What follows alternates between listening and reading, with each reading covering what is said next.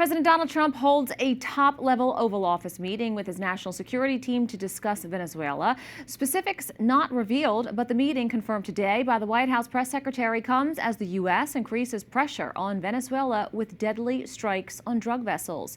It also arrives as President Trump confirms he had a phone call with the Venezuelan president, who has a multi-million-dollar U.S. bounty on his head.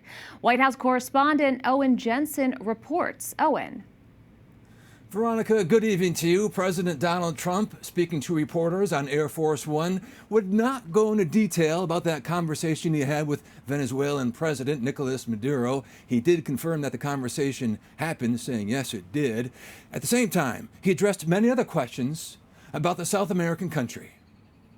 President Donald Trump posts a warning to Venezuela, writing, "To all airlines, pilots, drug dealers, and human traffickers, please consider the airspace above and surrounding Venezuela to be closed in its entirety." We consider Venezuela to be not a very friendly country. They sent millions of people, really, and probably a number in excess of that.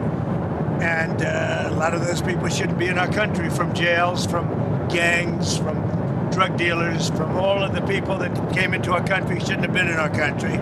And when asked about potential military strikes inside Venezuela, does your warning mean that an airstrike is imminent, or should we not read it that way? Don't read anything into it. the president also responds to military strikes targeting drug boats. Lawmakers have launched congressional reviews of the attacks. They're citing reports that Pete Hegseth issued a verbal order to kill defenseless survivors of a U.S. missile attack on a boat in the Caribbean Sea. I don't know anything about it. He said he did not say that, and I believe him. We'll look into it. But no, I wouldn't have wanted that, not a second strike. In the briefing room today, multiple questions on the U.S. attack.